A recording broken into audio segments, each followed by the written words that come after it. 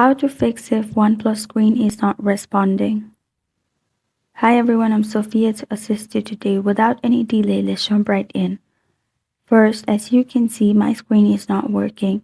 So if I click on power button and try restarting or turning the phone off, I won't be able to press on the buttons. So what I need to do is simply click on volume up button and power button at the same time.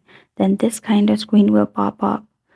Don't leave the button until your phone is completely turned off.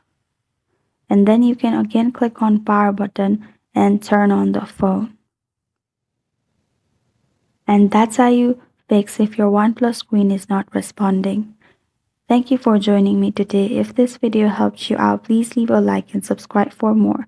Got a question or want to suggest a topic? Comment below. I am Sophia signing off. Until next time.